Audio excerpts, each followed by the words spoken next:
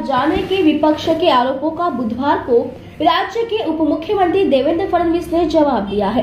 राज्य विधानसभा के शीतकालीन सत्र के आखिरी दिन विपक्षी दलों ने सूरत डायमंड बोर्स का जिक्र करते हुए सवाल उठाया कि हीरा उद्योग मुंबई से गुजरात शिफ्ट हो रहा है। इस पर देवेंद्र फडणवीस ने कहा, सूरत शिवाजी महाराज के समय से हीरे का बड़ा मार्केट रहा है। उन्होंने यह भी बताया कि कैसे कोरोना काल में मुंबई में हीरा कारोबार 8 महीने तक ठप रहा और यह भी बताया कि डायमंड बोर्स सूरत क्यों गया।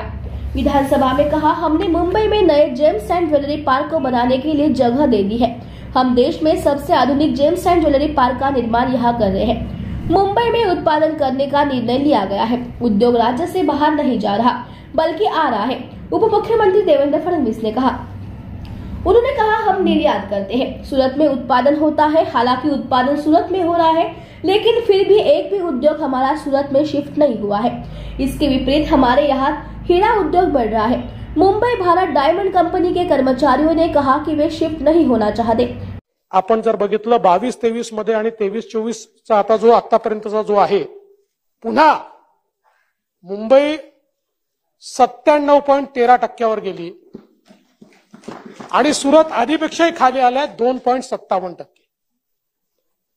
आणि आपण जर बघितलं तर स्टेटेड गोल्ड ज्वेलरी मध्ये मुंबई 66.51%, सूरत 9.96%, प्लेन गोल्ड ज्वेलरीच्या निर्यातीमध्ये आपण 27.32%, सूरत 8% आहे।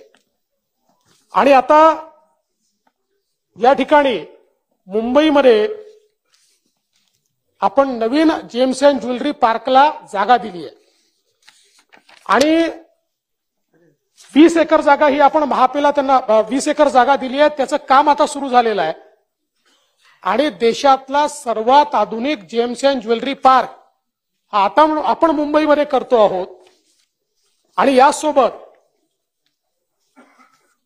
इटली आणि तुर्की इथे ज्या प्रकारचे पार्क झाले तसाच पार्क या ठिकाणी आपला होतोय। बेल्जियमच्या पुढे गेलो आता आपण। मध्यंतरी यूएई आणि भारत सरकार यांच्यात एक करार झाला आणि त्या करारामध्ये मुंबईमध्ये उत्पादन केंद्र तयार करण्याचं ठरलेलं आहे। त्यानंतर मेगा सीएफसी केंद्र सरकारने जो दिलाय तोही मुंबईला दिलाय, ज्यामध्ये 82 कोटी रुपये आता केंद्र सरकारने दिलेले आहेत।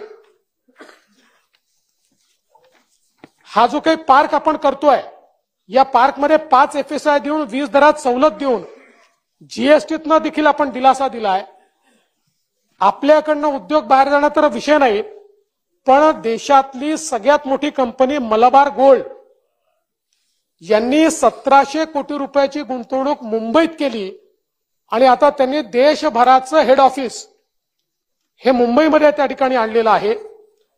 तनिष्कनी सुद्धा आपल्याकडे गुंतवणूक केली आहे आणि एवढंच नाही तर तुर्की डायमंड बोर्स हाही आता मुंबईमध्ये येतोय। त्यांनी देखील मुंबईमध्ये येण्याचं फायनल केलंय।